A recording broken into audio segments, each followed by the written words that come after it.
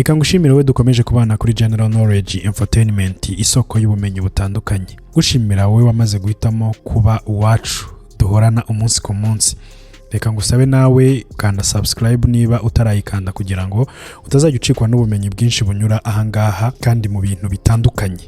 Uyu munsi rero tugiye kuganira kuri amwe mu makosa akorwa n'abantu benshi igihe bagiye guhitamo uwo bazashingana urugo cyangwa se uwo bazabana. Ashobora gukorwa n'umukobwa cyangwa se umuhungu.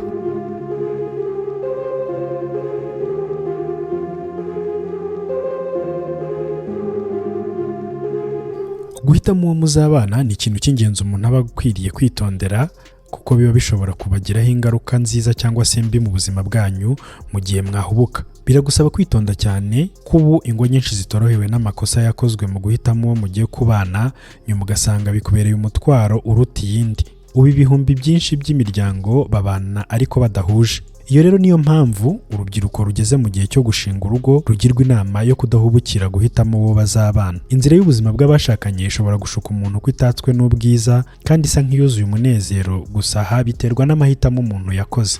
Abafite gahunda yo gushyingiranwa rero bakwiriye kuzirikana ku ngeso n'imimerere y'urugo bagiye gushinga, bakazirikana ko ibi bigira uruhare mu kugena imibanire yabo. Nkuko nabikubwiye tugitangira ikiganiro cyacu cya none, kiragaruka kuri amwe mu makosa akunze gukorwa na benshi mu gihe bahitamo uwo bagiye gushyingiranwa. Reka turebe amwe muri ayo makosa. Icya mbere ni ugushingira ku myemerere cyangwa se amadini, ngo nzemera uriya musore cyangwa uriya mukobwa kuko dusengana.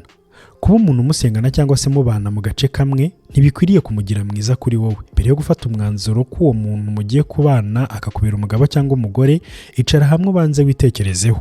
Ufata umwanzuro wamaze gutekereza kabiri. Ikindi bavuga ni ugushaka umuntu kubera ko ari umukire. Kuba umusore cyangwa se umukobwa uri gukundana nawe muri iyo minsi ari umukire cyangwa se afite amafaranga menshi, akaba yabasha kuguha icyo ushaka, ntabwo ari cyo gihamya simusiga ko ejo cyangwa se ejo bundi uzabaho neza cyane nk'uko waruhoze ubirota. Ubusanzwe urukundo ntabwo rwakabaye rugendera ku marangamutima ashyize imbere cyane amafaranga cyangwa se irari ry'ubukire. Ibi bikwiye kuguha isomo ukibaza igihe yaba akennye cyangwa se ubwo butunzi igihe bwaba buyoyotse, niba wazakomeza kwihangana ukagumana n'uwo muntu. Irindi kosa rigaragazwa rikunze gukorwa na benshi mu gihe bahitamo uwo bazabana nawe ni ukubera ko ari mwiza mu gitanda. Aha rero niho ruzingiye cyane. Umugabo cyangwa se umugore ntabwo aba mwiza mu gitanda umunsi umwe. Niba ari mwiza mu gitanda umunsi umwe, iki kizakubera ikimenyetso simusiga cy'uko uwo mugabo cyangwa se uwo mugore wawe yakoze imyitozo n'abandi batandukanye, kandi ko bishobora kuzarangira utakiri mu kigero cye, kuko ushobora kutazigera umushimisha na rimwe. Kuba ari mwiza mu gitanda rero ntabwo ari byo umukobwa cyangwa se umusore ufite gahunda yo gushinga urugo ruzaramba yakaba yagenderaho. Irindi kosa rikunze gukorwa na benshi ni ukuba ngo umuntu ari we mwaryamanye bwa mbere. Kuba ari we mwaryamanye bwa mbere ni ikimenyetso cy'uko uwo atari umugabo cyangwa se umugore ukeneye, ahubwo ashobora kuba yaragufatiranye cyangwa se akagendera ku ntege nke zawe. Uyu mwanzuro rero nawe ugomba kuwitondera, kuko mu gihe wafata umwanzuro ugendeye ko ari we mwaryamanye bwa mbere, waba ari umwanzuro mubi. Nk'uko Umunyarwanda yabivuze, umwana apfa mu iterura. Iyo witegereje neza usanga intandaro y'ibibazo biri mu muryango akenshi bikomoka ku mpamvu yatumye abashakanye bashinga urugo. Muri iyi minsi usanga impamvu zitera abasore n'inkumi kurwubaka ari nyinshi. Igiteye impungenge ariko ni uko usanga impamvu nyinshi zitera gushaka zidashingiye ku rukundo nyakuri. Tugendeye ku bushakashatsi bwakozwe mu mashuri makuru bijyanye n'ibyifuzo byo gushaka, mu babajijwe niba batekereza ko bazagira ubuzima bwiza bamaze gushaka, 15% bonyine b'abakobwa bo muri Amerika ya ruguru, 26% bo mu Bwongereza na 29% bo muri Norvege nibo basubije yego. Uti bimeze bite? Imibare igaragaza ko hari impamvu zinyuranye zituma abantu bashaka abagore cyangwa se abagabo. Abari ku ijanisha rya 4 bashaka kubera ko batwite, mu gihe 5% bo bashinga urugo bitewe no gushaka kuva iwabo, mu gihe 12% bo bafata uyu mwanzuro bitewe no kwifuza abana. Ubu bushakashatsi bugaragaza ko 13% bo bafata uyu mwanzuro bitewe no kwanga gukomeza kwibana, mu gihe 19% bafata uyu mwanzuro bitewe no gushaka uwo bakorana imibonano mpuzabitsina, mu gihe 29% bo ari bo bashaka kubera ko bakunze. Nk'uko iyi mibare bigaragaza, 71% bashaka bitewe n'izindi mpamvu zitari urukundo nyakuri. Akenshi rero bigatuma uwashyingiwe aba atazi neza icyo agiye gukora mu rugo rwe. Nicyo gituma muri iyi minsi usanga imiryango myinshi igizwe n'abagabo n'abagore bameze nk'intumwa zitazi icyo zatumwe. Aha rero ukaba ariho usanga hazamukira za gatanya nyinshi. nko mu Rwanda raporo y'urwego rw'ubucamanza yagaragaje ko imanza za gatanya zari zihagaze mu myaka 2 ishize. Iyi raporo yerekana ko imiryango 2833 ariyo yatse gatanya mu mwaka wa 2023. Mu manza mbonezamubano zakiriwe n'inkiko mu mwaka wa 2023-2024 zingana n'ibihumbi 25,481, iziza ku isonga nizirebana no gutandukana burundu kw'abashakanye kuko zigera ku 2833. Nubwo bimeze bityo ariko bigaragara ko habayeho igabanuka ugereranije n'umwaka wari wabanje, kuko wo ibirego byari byinjiye mu nkiko birebana na za gatanya byari 3,000 n'imanza 75, bisobanuye ko hagabanutseho dosiye 242 bigize 7%.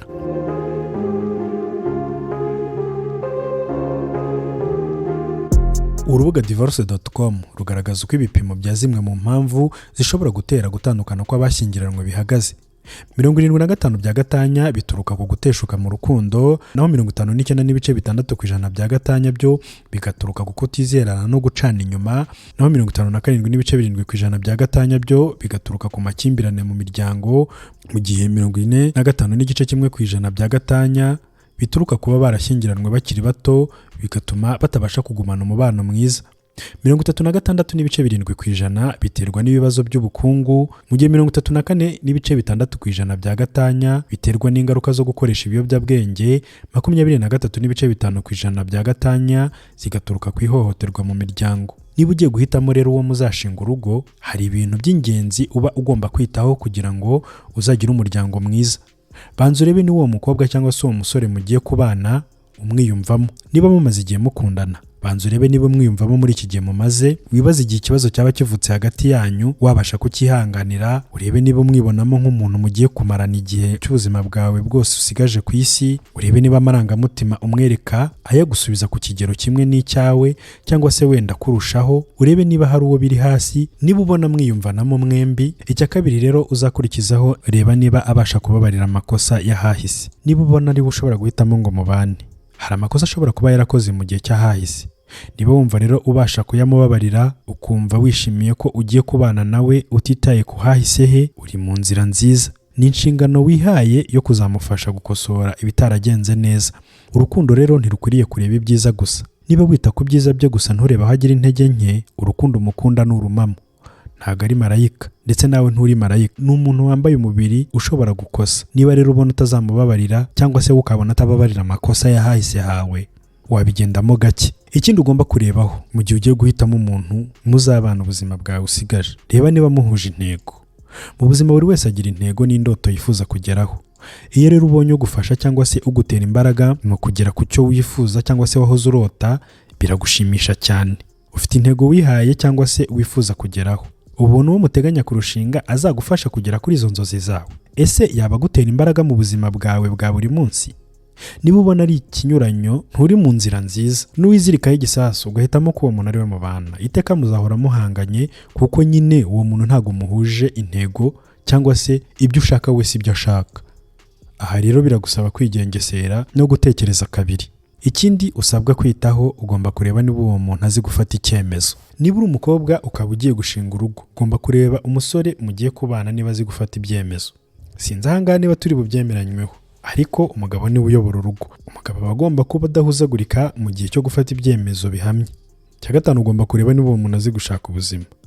Hambere nibwo umugabo ari we witaga ku mibereho y'urugo, kuruhahira, kwambika umugore n'abana, ariko aho isi y'ubu tugejeje biragoye ko umuntu umwe yatunga urugo. Amashuri asigaye ahenze, ubukode cyangwa se kubaka inzu si ibintu byoroshye, ndetse no ku isoko ibintu biri kugenda bihenda cyane. Niba rero ushaka ko urugo rwanyu ruzakomera kandi rukaba ruhamye, ugomba kureba niba umusore cyangwa se umukobwa wifuza ko mwarushingana azi gushaka ubuzima, bityo akaba atazagutererana mu kwita ku rugo, kuko wowe ubwawe wenyine byakubera umuzigo ukomeye cyane. Icya gatandatu ugomba kurebaho mbere yo guhitamo ko uwo muntu mugiye gushyingiranwa cyangwa se mugiye kubana, reba niba umukunzi wawe agukundira ukuri. Mu gihe mumaze mukundana, ugomba kuba waritegereje iyi ngingo. Umuntu ugukundira ukuri ntakabuza mwabana mugashobokana, naho wa wundi waje agukurikiyeho amafaranga, umutungo, umuryango ukomeye, iyo ibyo biyoyotse ntimuba mugishobokanye kuko ajyana nabyo. Icya karindwi bakugiraho inama ni ukureba niba uwo muntu azi guca bugufi. Mu miterere ya muntu ntahora ari intungane.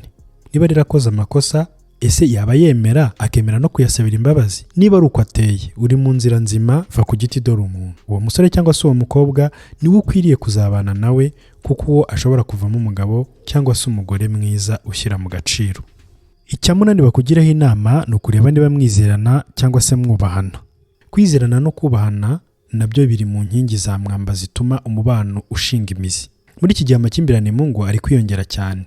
Icyizere gike no kutubahana nabyo biri mu mpamvu zibitera. Niba rero umwubahana we akaba kubaha, mukongeraho no kwizerana, nayo ni ingingo wagenderaho ukemeza ko uwo muntu muzarwubaka rugakomera. Turacyari kumwe kuri General Knowledge Infotainment. Nk'uko umaze kubyumva, izo ni inama ugirwa z'ibyo wakabaye ugenzura kugira ngo utazagwa muri ya makosa twagarutseho ruguru yo guhitamo umuntu muzabana uhubutse, ibishobora kuzakuzanira ibibazo ubuzima bwawe ukabaho wicuza. Tugana ku musozo rero, reka tukwibutse ko nubwo waba warahisemo neza cyangwa se warakurikije ibi tumaze kukubwira mu guhitamo uwo muzabana, na nyuma yo kubana ntabwo ugomba guterera iyo. Ugomba kumenya ko kuganira n'uwo mwashakanye ari umusingi ukomeye w'urugo rwanyu. Witegereza kuganira nawe kuko yakosheje, kuko icyo gihe bizaba bimeze nk'aho muri mu rukiko. Byiza ni uko mushyiraho gahunda mu gihe runaka, mukajya mwicara mukaganira, kandi bikaba byiza mu gihe mubikoze muri ahantu hatuje, mukaganira ubwanyu muri babiri. Niba mwaramaze no kugira abana,